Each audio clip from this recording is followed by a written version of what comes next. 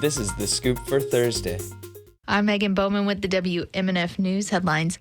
Over 5.5 million Floridians have cast a ballot for next week's election, while two hot issues like the abortion and marijuana legalization amendments are set to bring Democrats to the polls. Republicans have cast 1 million more votes. The GOP says this gap is proof of the state's move to red. But Democratic Party Chair Nikki Fried says it's all a mirage based off a 2022 state law clearing the voter rolls. And while more Republicans have voted, results could come down to the votes of more than 1 million unaffiliated voters. Election Day is Tuesday, November 5th. In under a week, Pinellas County voters will decide whether or not to increase property taxes to help fund public schools. WMNF's Chris Young tells us if it gets voted down, the tax will go away completely. Since 2004, a small portion of homeowners' taxes have gone to fund public schools.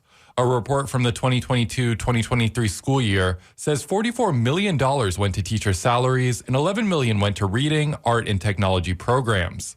But Beth Rollins with Citizens for Pinellas Schools says that may all go away if the referendum gets voted down. If this referendum fails, referendum monies will cease to be collected in June of 2025. We will lose our teacher stipends. We will lose our art, music programs, our technology. Pinellas County Schools say the tax would cost the average homeowner less than $20 a month. And Rollins says the increase is worth it. Education is the best return on investment that you can possibly make in your community.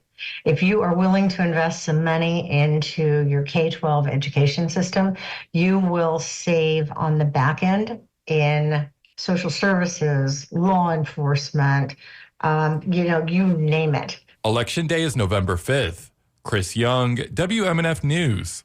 Halloween brings out large crowds, dark skies, and people in masks. And WMNF's Leah Marcy tells us a University of South Florida professor says those ingredients are the perfect recipe for crime.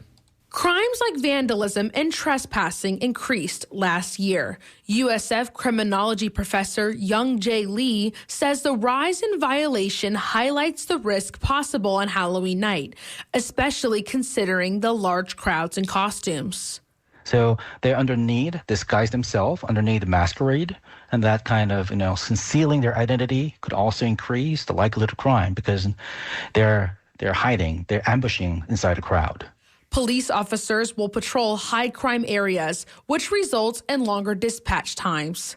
Lee says that combined with Halloween night activities, leaves room for higher crime. The atmosphere gives some kind of peer pressure and also, as you said, and also gives some kind of feeling that there's lower likelihood to be arrested by the police officers. So they want to do what they want to do. Lee says if you go out on Halloween night, stay aware of your surroundings at all times. Leah Marcy, WMNF News. Threats of tainted Halloween candy make the rounds every year. WMNF's Kylie Petrasic spoke with a public health expert to separate the fact from the fiction. University of South Florida Associate Professor of Public Health Joe Roberts says instead of focusing on tampered candy, emphasis should fall on food allergies and spoiled candy. I know people get really scared about Halloween candy being tampered with, but that's highly, highly unlikely. What is more likely is Halloween candy spoiling because it's actually open. And so if you have packages that are torn, the ends are open, you should just go ahead and throw those away. 1 in 13 children has a food allergy. The Teal Pumpkin Project, created by Food Allergy Research and Education, encourages people with allergen-safe treats to place a teal pumpkin outside of their house. Roberts says participants can also register on an interactive map. It provides children an opportunity to really participate in something without leaving them behind.